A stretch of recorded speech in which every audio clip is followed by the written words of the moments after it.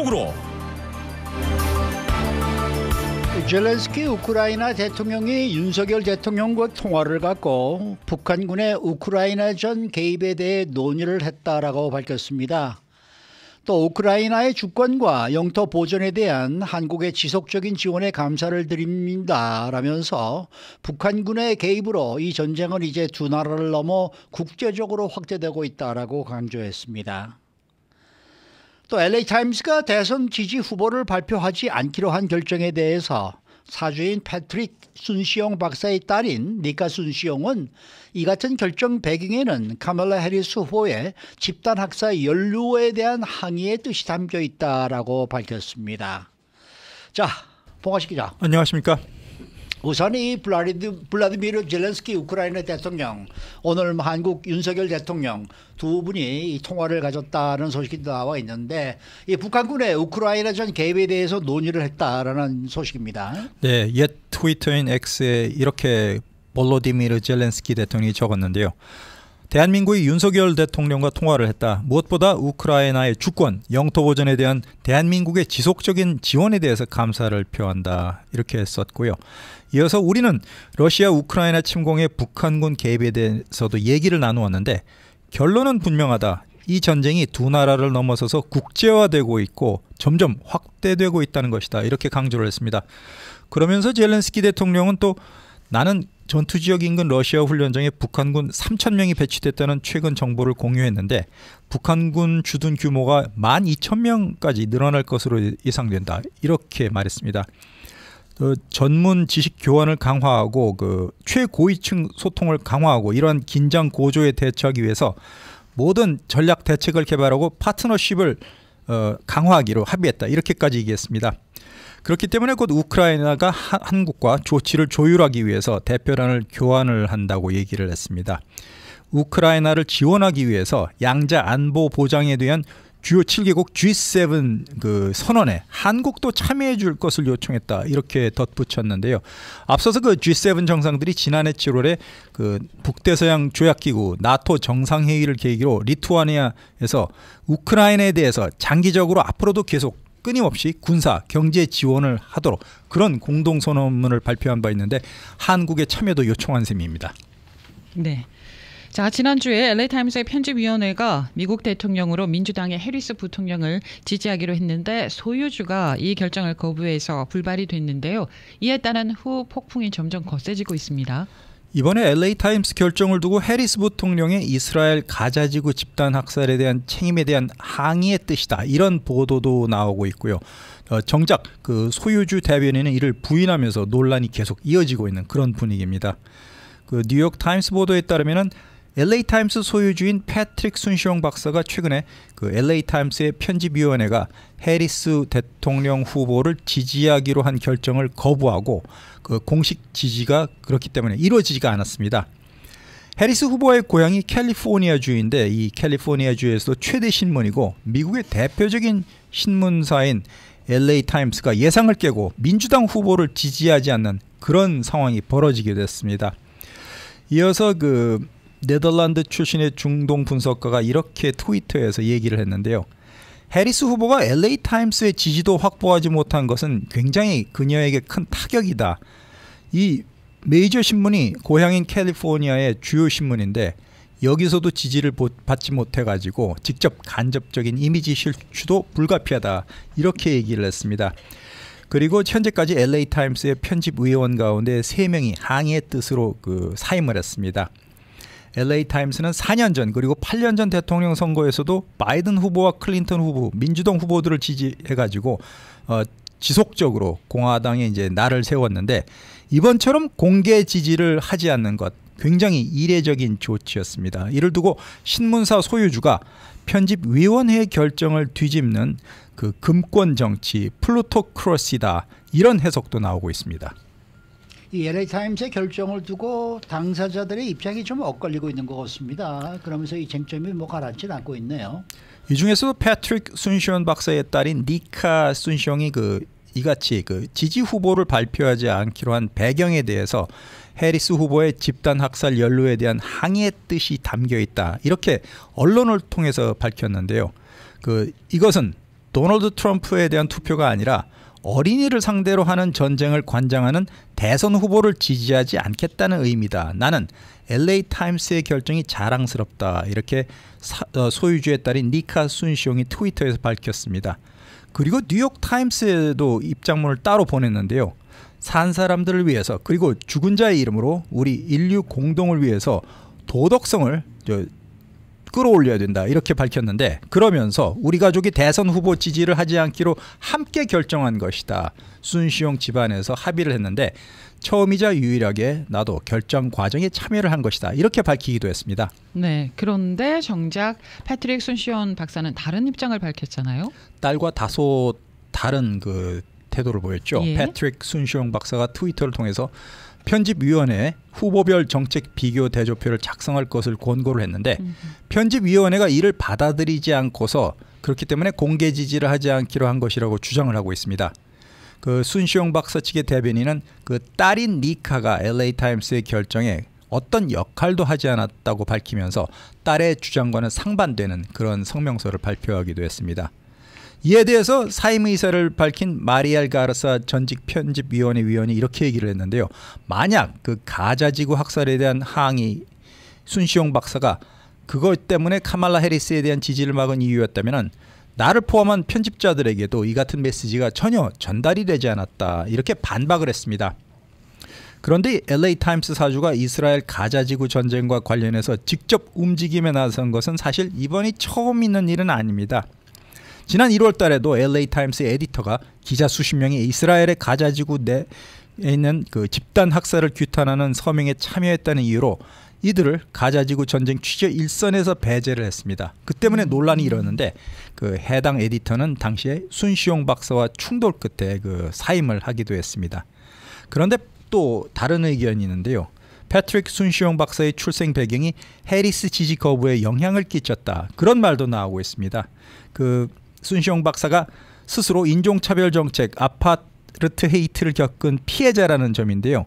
그 남아프리카 공화국에서 중국인 부모 사이에서 태어난 순시용 박사가 일본의 점령을 피해서 이주를 했는데 남아공에서도 정착을 하면서 그 아파르트 헤이트, 인종차별 정책으로 아시아인이라는 이유로 굉장히 그 피해를 많이 겪었기 때문에 그것이 이번에 그 후보 지지 선언을 하지 않게 된 배경의 한 원인이 아닐까 그런 말이 나오고 있습니다. 그런가 하면은 뭐 지금 수도권의 유력지인 이 워싱턴 포스트 역시 이 지지 사설 철회 때문에 상당히 시끄럽습니다. 아마도 서부 지역 신문인 LA 타임스의 그 지지 후보를 선언하지 않는 것보다 수도권 그리고 백악관에서 가까운 워싱턴 포스트의 그 침묵이 더 큰 파장을 일으키고 있는 것 같습니다. 그 소유주가 그 아마존 창업주 제프 베조스죠. 워싱턴 포스트 신문은 그 이렇게 설명을 했습니다.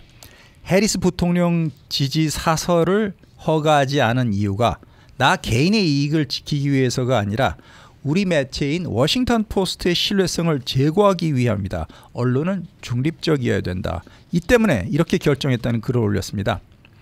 진보 성향으로 분류되고 있는 워싱턴 포스트가 지난 1976년 이후에 88년 대통령 선거를 빼고는 모든 대통령 선거에서 민주당 대통령 후보를 공개 지지한 바가 있습니다. 이번에도 민주당 대선 후보 해리스 부통령 지지를 선언하겠다는 사설 초안을 만들었습니다. 그런데 사주인 제프 베조스가 이 사설을 게재하는 것에 반대해서 이런 기사가 몰고가 되고 나오지 않았던 것입니다. 그렇기 때문에 워싱턴 포스트 안팎에서는 이런 말이 나오고 있는데요. 사업가 비즈니스맨인 제프 베조스가 공화당 대선 후보인 도널드 트럼프 전 대통령의 재선 가능성이 갈수록 커지면서 주요 언론사 사주 입장에서 눈치를 보고 이런 그 결정을 내렸다. 이런 비판이 확산되고 있는 중입니다. 그럴 수도 있을지 모르죠. 자, 그러면은 이에 대해서 사주인 제프 베조스 뭐라고 해명 내놨습니까? 예, 사주인 베조스는 특정 신문의 대통령 지지 선언이 선거의 향방에 어떤 영향도 끼치지 못한다.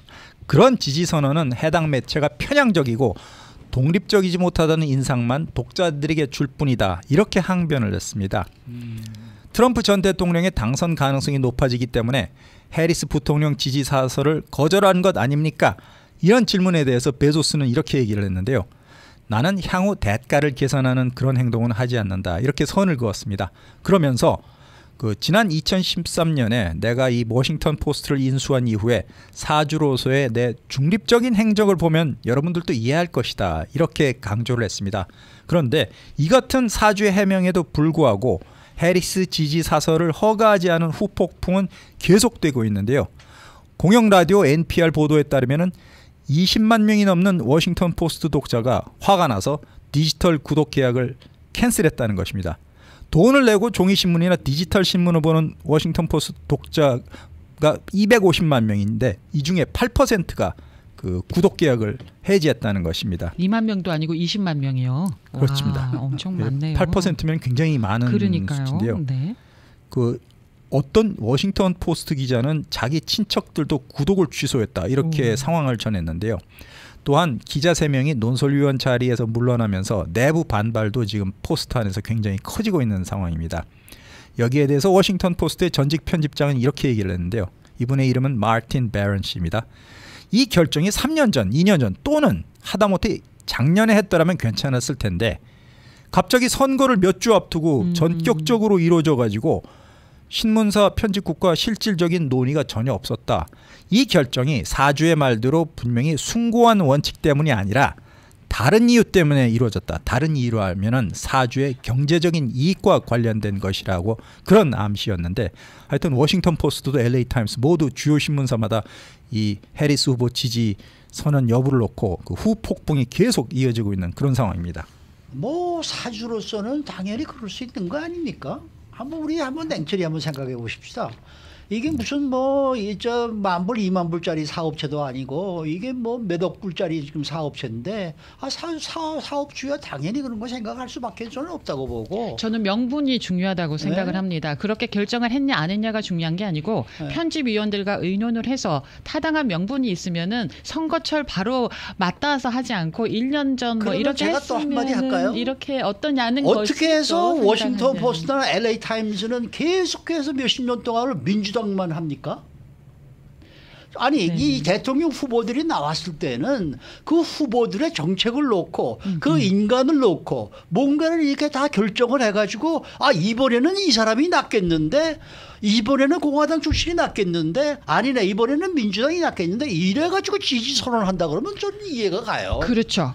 그게 이건 명분인 무조건 거죠. 민주당. 그렇죠. 무조건 공화당. 네네네. 이건 있을 수 없다고 그래서 보는 거죠. 사주하고 편집위원회가 매번마다 같이 의논을 해서 올해는 이렇게 결정합시다. 올해는 이렇게 합시다. 오죽 이렇게 편집위원들이 그렇게 했으면 말을 안 들으면은 사주가 그거를 못하게 몰래 하겠습니까? 그냥 빵 터뜨리고 네. 마는 거예요. 명색이 언론사 내부에서도 네. 언론인들끼리도 의견이 제대로 소통이 안 되는 것 같습니다. 네, 맞습니다. 자, 다음 얘기네요. 네. 자, 민주당의 이 카멜라 해리스 후보가 반도체법에 따른 투자 보조금을 없애겠다라고 했던 트럼프 후보의 발언에 대해서 비판을 했다는 소식이 냅니다. 반도체 투자 보조금을 없애는 것이 미국의 이익에 부합하지 않는다. 이렇게 트럼프 후보를 비난을 했습니다. 해리스 부통령이 어제 경합 지역인 미시간주 세기노를 찾았는데요. 여기서 햄록 반도체 공장을 둘러보고 연설을 했습니다. 트럼프 대통령이 얼마 전 라디오 토크쇼에 나와서 반도체법을 없애는 것에 대해서 말했는데 그 반도체법은 여기서 벌어지는 것과 같은 일에 수십억 달러를 투자하도록 하는 것이다. 민간 부문이 이런 일을 할 수 있도록 세액 공제를 만들었는데 그것은 좋은 일이다 이렇게 강조를 했습니다. 그런데 트럼프는 대통령이었을 때 첨단 반도체를 그 자신이 중국에 팔아넘겼고 그것이 중국이 군대를 현대화하는데 도움을 주게 됐다.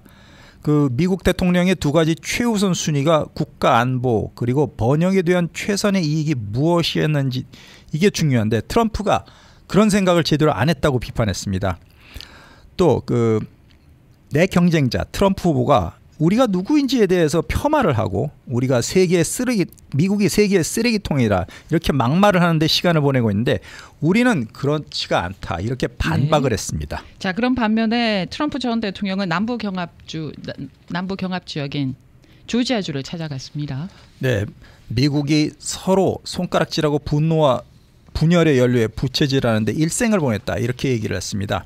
우리는 역사의 한 페이지를 넘겨야 된다고 강조를 하면서 트럼프는 우리 미국 강하게 만드는데 Make America Great Again 마가는 내가 분명한 유일한 후보자다.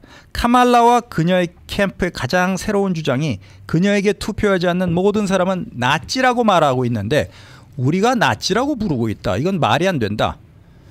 나는 트럼프 후보는 나의 아버지는 늘 나치, 히틀러라는 단어를 쓰지 말라고 가르쳤는데 나는 나치가 아니다. 나는 나치의 반대다. 이렇게 반박을 했습니다.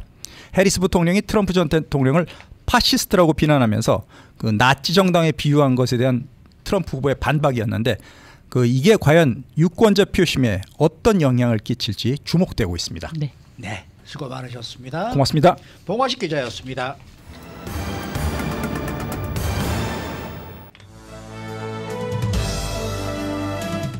인사이드 아메리카.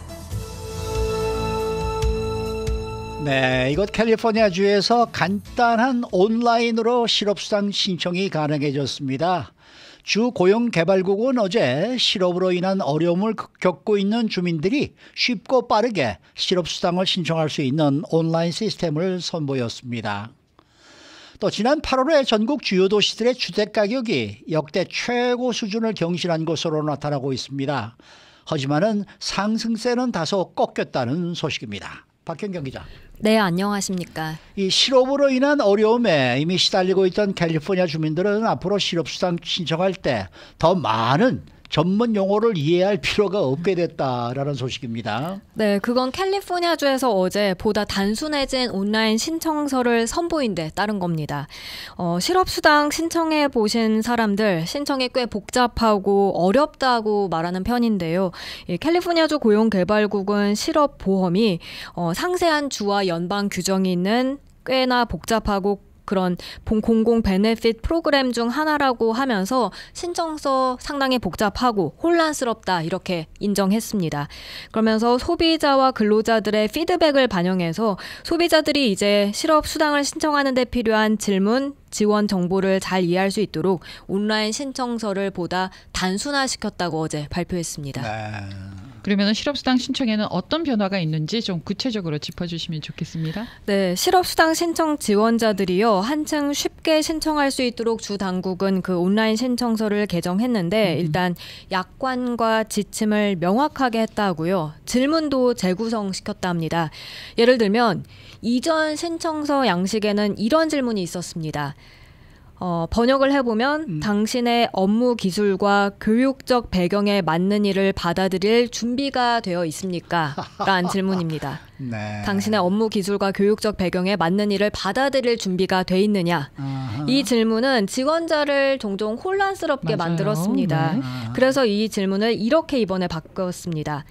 제안을 받는다면 정규직을 수락하거나 정규 근무 시간을 일할 수 있습니까? 이렇게 보다 질문을 좀 더 명확히 했습니다. 맞아요. 이 실업을 하고 난 다음에 참 가슴도 아프고 힘도 들고 이러는 마당에 맞아요. 뭐 이런 것까지 이렇게 힘들게 만들어놨는지 알 수가 없는 그런 그러네요. 상황이었을 텐데 이 질문을 보니까 어떤 부분이 이전에 혼란스러웠고 이제는 또 어떻게 그 혼란이 사라졌는지 이걸 좀 알 수 있을 것 같네요. 네. 근데 뭐 또 혼란스럽게 한 또 다른 부분들이 있다면서요. 네, 실업 이유를 분류하는 그런 내용도 그랬는데요. 그 이유들이 딱 맞아떨어지지 않는 경우가 상당수 있었다고 합니다. 캘리포니아주 고용개발국은 많은 지원자들이 그 카테고리에 정확하게 맞지 않는 경험에 대해서 해고 레벨을 사용하고 있다 이렇게 전했는데 지원자가 사실 잘못된 라벨을 사용하게 된 가능성을 알게 되면 당국은 추가 정보를 요청할 수밖에 없었고요. 그럼 당연히 실업수당 지급은 지연될 수밖에 없는 그런 상황이었습니다. 네, 그러면 앞으로 이 부분은 어떻게 달라지는 거예요?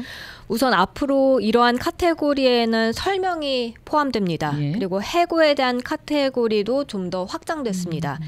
먼저 레이오프. 여기에는 괄호하고 자신의 잘못이 아니다. 자신의 잘못 때문에 해고된 게 아니다. 이런 설명이 붙었고요. 레이오프 다음에는 fired or terminated가 있습니다. 그 다음 still employed.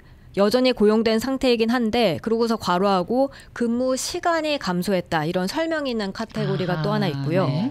이 밖에 left job. 직장을 떠나게 된 이유 또는 스트라이크, 이 파업 때문에 이런 그런 카테고리, 그래서 실업 이유를 여기서 고를 수 있게 됐습니다. 이게 왜 어떻게 갑자기 이렇게 이런 변화가 일어나게 된 거예요?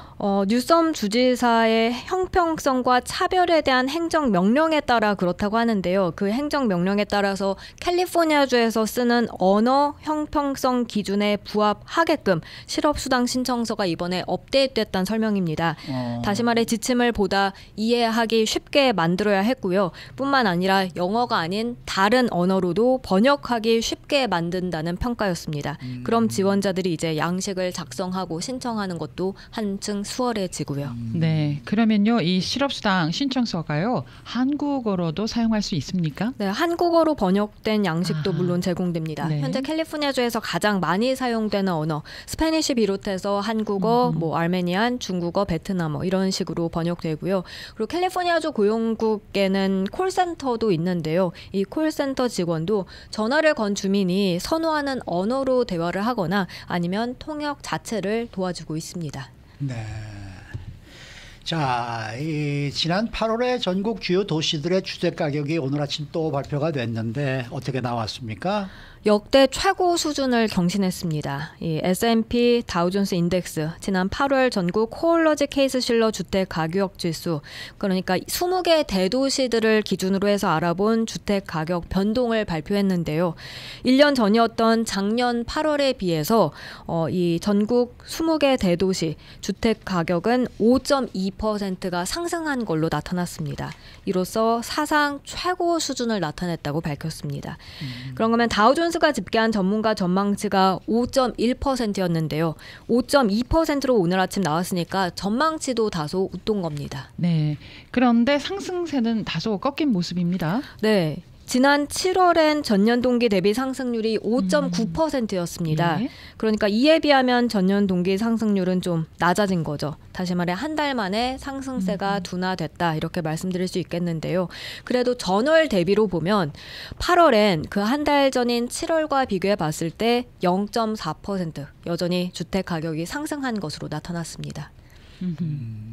그러면 오늘 발표가 이게 지금 전국 20개 대도시를 기준으로 나온 주택가격이라고 그러지 않았습니까? 네. 그럼 가운데 어떤 도시의 주택가격 상승률이 가장 높은 거예요? 전국 20개 대도시 중에선 뉴욕이 가장 높았습니다. 뉴욕과 함께 라스베가스 그리고 시카고도 주택가격 상승률이 높은 편에 속했습니다.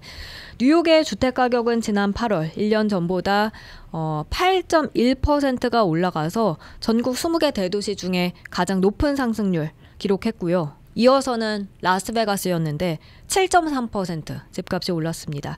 그 다음 시카고 7.2% 올라서 그 뒤를 이었습니다. 반면 집값 상승률이 가장 낮았던 곳은 콜로라도주 덴버였습니다.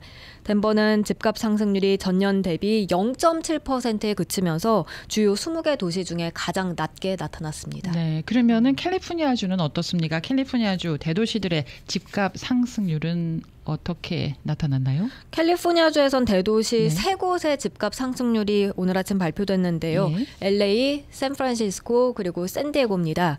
먼저 LA부터 살펴보면 지난 8월에 LA 주택가격 상승률은 5.91%였습니다. 캘리포니아주 그 세 개 대도시들 중에서는 주택 가격 상승률이 가장 높았습니다. 그 다음은 샌디에고 5.74%였고요. 보시면 LA와 샌디에고 둘 다 전국 평균보다는 높게 나왔습니다.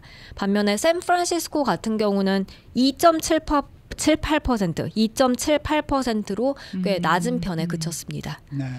그러니까 LA 지역은 지난 8월 주택 가격이 1년 전보다 6%가 올랐다는 얘기네. 네. 그렇죠? 네. 그렇게 뭐 역대 최고 수준을 경신했다라고 이 말씀을 하셨습니다만은 또 상승세가 또 다소 꺾였다. 이건 또 어떤 분석이에요? 일단 8월 소비자 물가 상승률이 전년 대비 2.5%로 둔화했는데 이 점을 고려해 보면 주택가격 상승률이 소비자 물가 지수 상승률을 크게 앞지르는 상황이라는 점 알 수 있겠고요. 그렇지만 지난 6개월 동안 집값 상승률은 둔화세를 지속하는 그런 모습입니다. 아무래도 8월에 학교들 개학이 이루어지면서 여름 대비 집값 상승 압력이 약화한 상황이라고 이 전문가들은 분석하고 있습니다. 네, 네. 수고 많으셨습니다. 고맙습니다. 박경경 기자였습니다.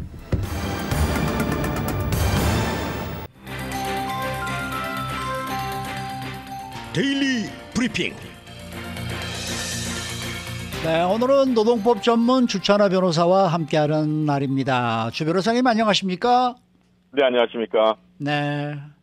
자, 직장 내에서 스마트폰으로 동료나 상사를 몰래 녹화하거나 녹음을 해서 분쟁이 많다라는 소식이 들리고 있습니다. 이렇게 직장에서 다른 사람 녹화나 녹음을 해도 되는 겁니까? 네, 이 직원이 사내에서 이 마음대로 셀폰으로 녹음하거나 녹화를 하는 문제가 된 지는 상당히 오래됐습니다. 이 사실 개인정보보호법, 어떠한 프라이버시법의 일부분이 되겠는데요. 이 관련 내용은 캘리포니아 노동법 435 조항에 따라서 적용이 되겠습니다. 이 직원의 비디오 촬영은 직장 내에서 공용 공간, 이 common area라고 할 수 있겠죠. 이러한 common area에서만 이루어질 수가 있겠고요. 보안을 위해서, security를 위해서 surveillance camera라든지 어떤 카메라를 설치와 녹화가 가능합니다만은 당연히 이 privacy 법에 의해서 제한이 있습니다.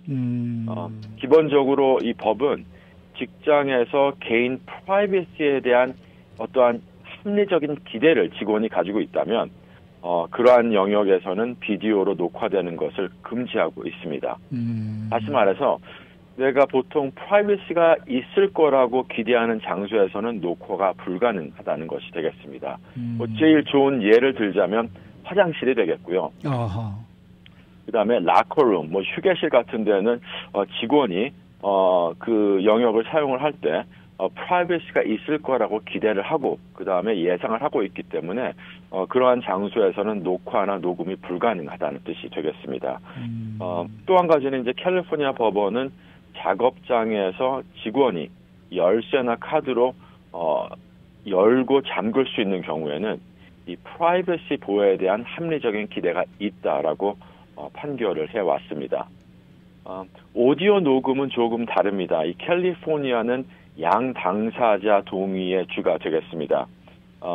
이 뜻은 녹음이 이루어지기 전에 두 당사자가 녹음에 반드시 동의를 해야만 녹음이 가능하다는 뜻이 되겠습니다. 이 직원의 대화도 동의 없이는 녹음이 불가능하다는 뜻이 되겠고요. 그리고 이제 직원의 사적인 대화, 이런 것 소통을 비밀리에 녹음하는 것은 직원의 권리를 침해하는 그러한 행위가 되겠습니다. 아시겠지만 이 형사처벌도 가능합니다. 도청이라는 범죄가 있기 때문에 사실 비밀리에 녹음하는 것 굉장히 조심해야 될 부분 중에 하나가 되겠습니다. 그런데 지금 이 녹화라는 게 말입니다. 회사가 이 회사 내에 그 어떤 세큐리티나 이런 걸 위해서 CCTV를 설치하는 것이 있을 수 있을 것이고 그냥 이제 엠플로이가 그냥 다른 고용인을 이렇게 찍고 이러는 또 뭡니까 그 비디오 촬영도 또 있을 거 아닙니까? 네, 내가 예를 들어서 다른 같은 직원을 비디오로 찍는다. 휴대폰으로 이렇게 찍고 있다. 이것도 괜찮은 겁니까? 네, 직원들이 이제 고용주나 아니면 다른 직원들이 비디오 테이프를 녹화나 녹음을 할 수 있느냐가 이제 다음 이슈가 되겠는데요. 직원이 녹화하는 것은 회사가 직원을 녹화하는 것보다 규정이 조금 더 엄격합니다. 캘리포니아에서는 직원이 동의 없이 동료나 경영진과의 어떠한 사적인 대화를 녹음할 수가 없습니다. 네. 다만 통상적으로 말씀드린 것처럼 common area, 공용 공간, 회의실이 될 수도 있겠고요. 라비가 될 수도 있겠고요. 작업장 같은 이러한 common area에서는 녹음하는 것이 허용이 됩니다.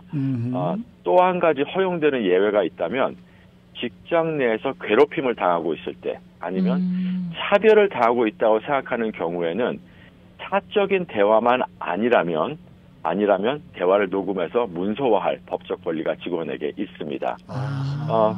또 여기 사적 대화라는 게 조금 좀 애매모호한 그러한 단어인데요. 예를 들어서 회의 중에 아니면 부서 미팅 중에 어떠한 괴롭힘이나 차별적인 언행을 하는 것은 사적 대화가 아니기 때문에 녹음을 하고 문서화할 권리가 있다는 뜻이 되겠습니다. 캘리포니아에서 말씀드린 것처럼 사적인 대화를 녹음하는 것은 엄격하게 명백하게 불법이 되겠고요. 사적인 대화를 녹음했을 때는 그 대화 내용이 괴롭힘이나 차별적이라도 증거로 사용될 수가 없습니다. 뿐만이 아니라 이 녹음 내용이 괴롭힘이나 차별을 입증하더라도 말씀드린 것처럼 사적인 대화를 녹음을 했으면 그럼 직원이 해고될 수가 있겠습니다. 녹음이 이제 증거로 사용이 되려면 커먼 에러에서 일단 발생을 해야 되겠고요. 그 다음에 이 대화 내용이 사적이 아닌 공적인 대화여야만 가능하겠습니다.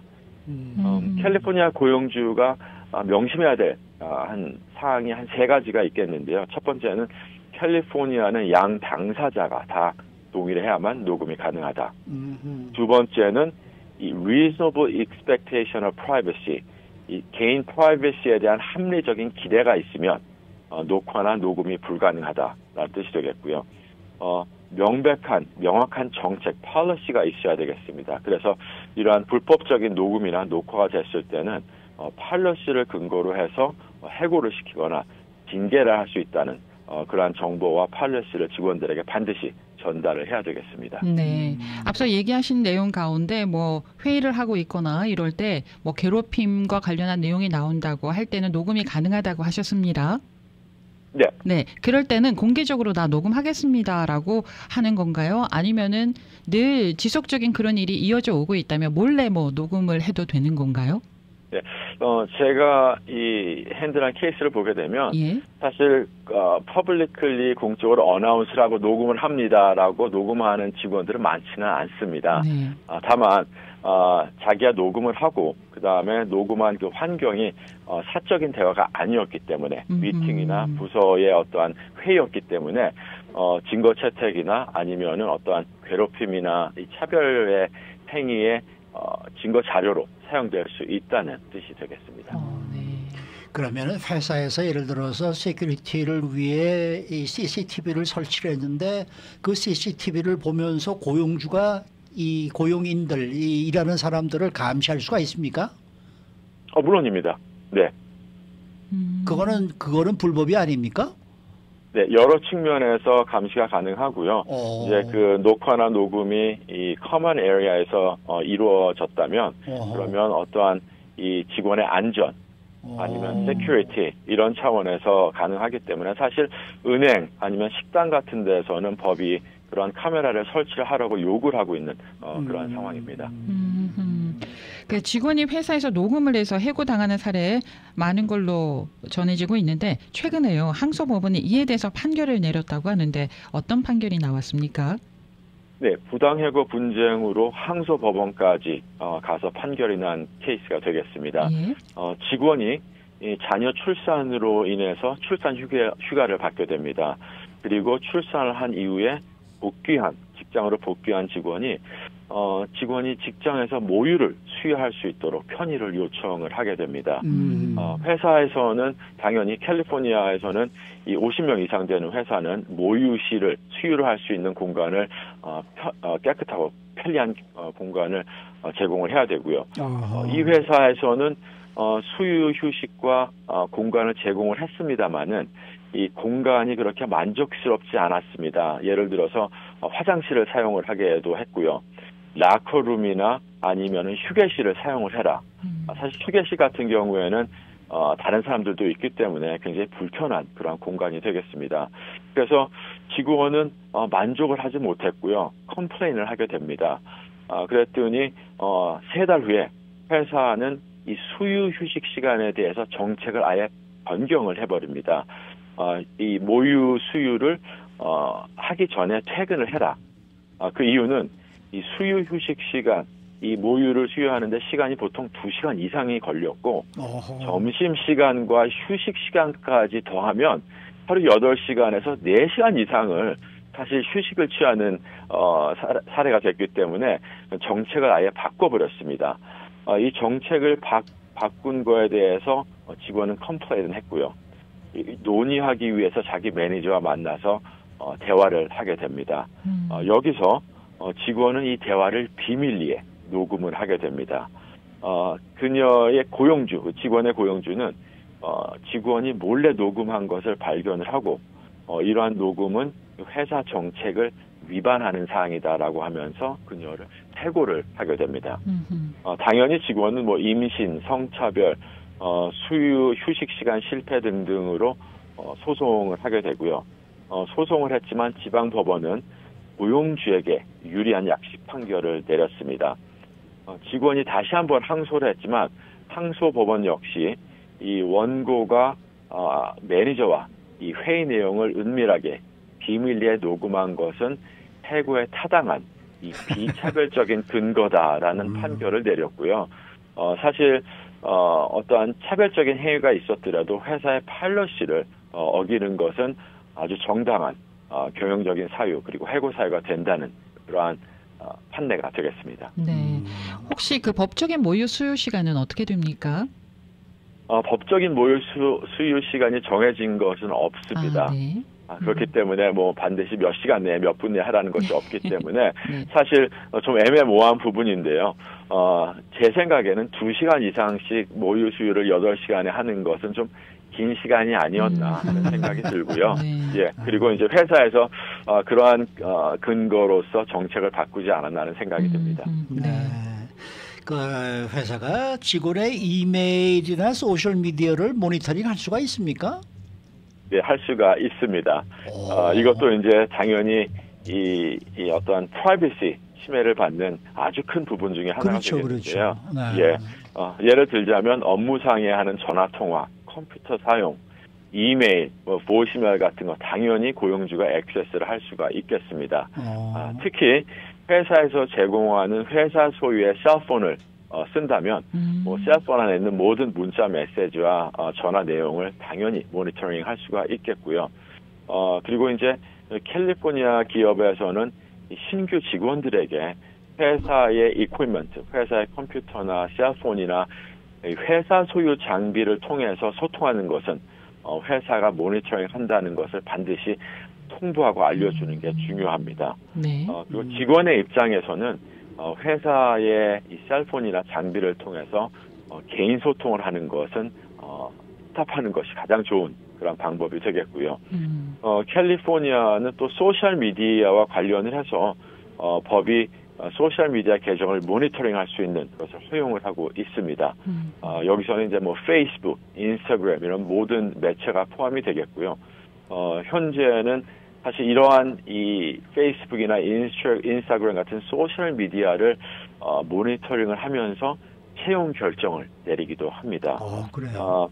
네, 이 고용주는 이 직원에게 다만 요구하지 못하는 금지 사항이 있습니다. 첫 번째는 이 개인 소셜 미디어 계정의 액세스를 로그인을 하기 위해서 사용자 이름이나 비밀번호를 공개해 달라라는 요구는 불법이 되겠고요.